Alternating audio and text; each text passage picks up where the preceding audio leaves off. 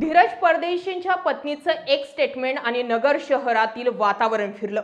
मुस्लिम बहुल मुकुंदनगर भागात महानगरपालिकेचा कंत्राटी कर्मचारी धीरज परदेशी या युवकाचं शुक्रवारी मॉब लिंचिंग झालं। जमावाच्या हल्ल्यात गंभीर जखमी झालेल्या धीरजवर उपचार सुरू असतानाच रविवारी त्याचा मृत्यू झाला। विविध दाव्यांनुसार धीरजवर करण्यात आलेला हल्ला हा काही चालू वादातून झालेला नव्हता, तर हा पूर्वनियोजित कट असल्याचा संशय व्यक्त होतोय। या हल्ल्याप्रकरणी पोलिसांनी आतापर्यंत युनुस शेख, मेहराज सय्यद, सिराज सय्यद आणि मुस्तकीम सय्यद या मुख्य संशयितांसह 6 जणांना अटक केली आहे। मृत तरुण हिंदू आणि संशयित आरोपी मुस्लिम धर्मीय असल्यानं या घटनेला धार्मिक वळण मिळालंय। खास करून हा वाद तेव्हा वाढला जेव्हा मृत धीरजच्या पत्नीने असा संशय व्यक्त केला की धीरज कट्टर हिंदू असल्यानं त्याचा घात झाला असावा। धीरजच्या मृत्यूची बातमी जशी शहरात पसरली तसा तणाव वाढला आणि हिंदुत्ववादी संघटनांनी एकत्र येत शहरात बंद पुकारला। सर्व आरोपींसह त्यांच्या मास्टरमाइंडला ताब्यात घेण्याची मागणी केली। आक्रमक झालेल्या धीरजच्या पत्नीनं जिथं धीरजला ठार मारलं त्याच ठिकाणी त्यांच्यावर अंत्यसंस्कार करण्याची मागणी केल्यानं या प्रकरणाची संवेदनशीलता अधिक वाढली। अहिल्यानगर शहराला सध्या छावणीचं स्वरूप आलंय। मुकुंदनगरकडे जाणाऱ्या सर्व मार्गांवर पोलिसांनी सध्या बॅरिगेटिंग केलंय। या हत्याकांडाची दखल थेट मुख्यमंत्र्यांनी घेतली आहे। त्यांनी या प्रकरणी जलद सुनावणीचं आश्वासन देत धीरजला न्याय मिळवून देण्यासाठी विशेष सरकारी वकील देण्यात येणार असल्याची घोषणाही केली आहे। परंतु केवळ हिंदुत्ववादी आहे म्हणून धीरजवर हा पूर्वनियोजित हल्ला केला का? धीरजचे काही तरुणांशी वैयक्तिक वाद होते का? धीरज हा मुकुंदनगरात कसा पोहोचला याची उत्तरं समजून घेणं गरजेचं आहे। त्यासाठी हा व्हिडिओ शेवटपर्यंत पहा। विविध मीडिया रिपोर्टनुसार जे समोर आलंय त्यानुसार धीरज परदेशी हा अहिल्यानगर महापालिकेच्या विद्युत विभागातील कंत्राटी कामगार म्हणून कार्यरत होता। शुक्रवारी सायंकाळी तो मुकुंदनगर परिसरातील दर्गा दायरा कब्रस्तान जवळ विद्युत पोल आणि वायरमनचं काम करण्यासाठी गेला होता। काम सुरू असतानाच अचानक 10 ते 15 जणांच्या जमावानं धीरज यांच्यावर अमानुष हल्ला चढवला। लाथाबुक्क्यांनी, काठ्या आणि विविध हत्यारांनी त्याला बेदम मारहाण केली। यामध्ये त्याच्या डोक्याला गंभीर दुखापत झाली। हल्ल्यानंतर आरोपी घटनास्थळावरून पसार झाले। परदेशी यांना सिव्हिल हॉस्पिटलमध्ये आणलं। गंभीर जखमी धीरजला तातडीने खासगी रुग्णालयात दाखल केलं। मात्र 2 दिवसांची मृत्यूशी झुंज अखेर 9 ऑगस्टला अपयशी ठरली। पोलिसांच्या प्राथमिक माहितीनुसार हा हल्ला जुन्या वादातून झाल्याचं सांगण्यात येत आहे। आमदार संग्राम जगताप आणि नातेवाईकांनी हा पूर्वनियोजित कट असल्याचा संशय व्यक्त केला। धीरजच्या कपाळावर टिळा होता आणि तो हिंदुत्ववादी असल्याच्या रागातून त्याची हत्या झाल्याचा आरोप त्याच्या पत्नीने केलाय। परंतु याबाबत अधिकृत माहिती अद्याप समोर आलेली नाही। स्थानिक गुन्हे शाखेने तातडीने कारवाई करत पळून गेलेल्या 3 आरोपींना हैदराबादमधून अटक केली। याशिवाय महापालिकेचा वायरमॅन युनुस शेख यालाही ताब्यात घेण्यात आलंय। सध्या सर्व आरोपी पोलीस कोठडीत आहेत। हिंदुत्ववादी संघटनांनी आरोपींच्या घरांवर बुलडोझर चालवण्याची मागणी लावून धरली होती। या पार्श्वभूमीवर प्रशासनाने तातडीने पावलं उचलत आरोपींच्या घरांवर ग्रामपंचायतीमार्फत अतिक्रमणाची नोटीस बजावली आहे।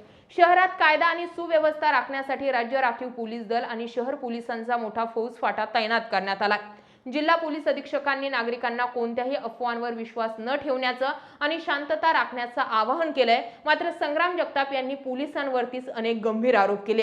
दरम्यान धीरजच्या पत्नीने अत्यंत आक्रमक भूमिका घेत माझ्या पतीची हत्या ज्या कब्रस्तानात करण्यात आली त्याच ठिकाणी त्यांचा अंत्यविधी करू द्या अशी संतप्त मागणी केली आहे। यामुळे प्रशासनाची मोठी कोंडी झाली होती। तणाव वाढत असताना आमदार गोपीचंद पडळकर यांनी थेट मुख्यमंत्री देवेंद्र फडणवीस यांच्याशी फोनवर संपर्क साधला।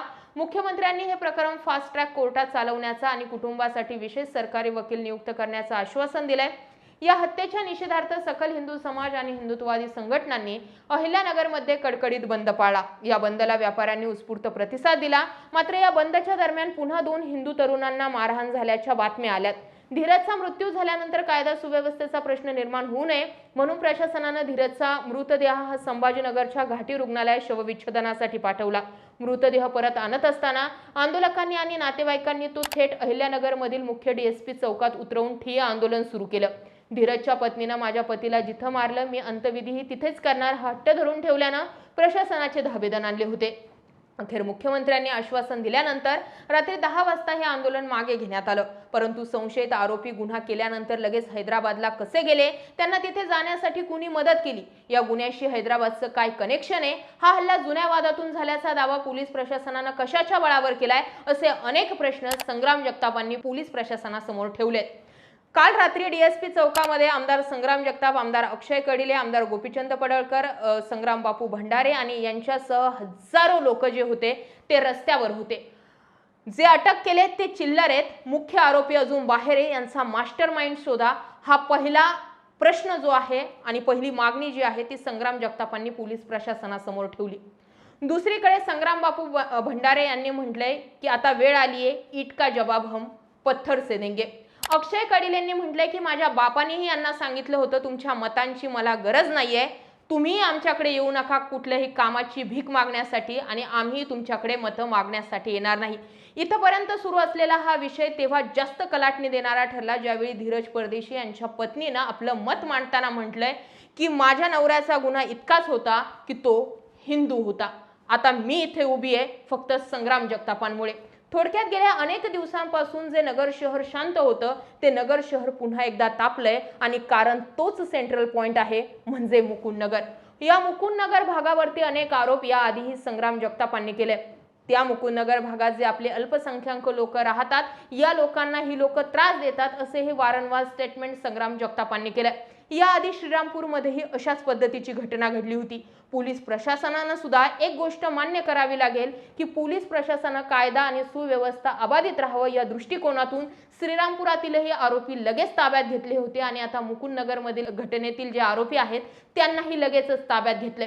पण इथे अँगल हा हिंदू विरुद्ध मुस्लिम असा आहे। या सगळ्या गोष्टींमध्ये आणखी एक मुद्दा असा ऍड झाला की हिंदू लोकांचाही आणि मुस्लिम लोकांचाही दोन्हींचाही आरोप असा राहिला की नगर दक्षिणचे खासदार निलेश लंके यांनी या सगळ्या प्रकरणामध्ये फक्त बघ्याची भूमिका घेतली। आता प्रश्न असा तयार झालाय की मुकुंदनगर भागातील 4-2 लोकांमुळे मुकुंदनगर भागातील लाईट पाणी सगळं महानगरपालिकेने बंद केल्याचे आरोप झालेले आहेत।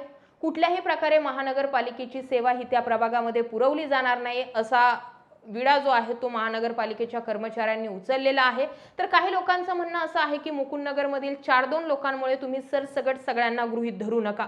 तर काहींचं म्हणणं असं आहे की या मुकुंदनगर भागातील किंवा ठराविक गटातील लोक जे आहेत ते सगळे एकाच माळीचे मनीत। त्यामुळे मी प्रश्न तुमच्या समोर सोडून देते की या 4-2 लोकांना गृहीत धरून कारवाई करणं योग्य की सरसकट मुकुंदनगरमधील सगळ्या लोकांवरती आक्षेप घेणं योग्य, म्हणजे यांना सगळ्यांना एकाच माळीचे मणी धरायचं की यांच्यातील 4-2 लोकच निवडायचे। या मुद्द्यावर तुम्ही कमेंट सेक्शन मध्ये जरूर व्यक्त व्हा। संग्राम जगतापांनी जी आक्रमक भूमिका घेतलेली आहे ती भूमिका ही धर्माला, कायद्याला आणि घडलेल्या घटनेला धरून आहे की हिंदू मुस्लिम अँगलचं इथे राजकारण होतंय, या मुद्द्यावरही जरूर व्यक्त व्हा। जय महाराष्ट्र।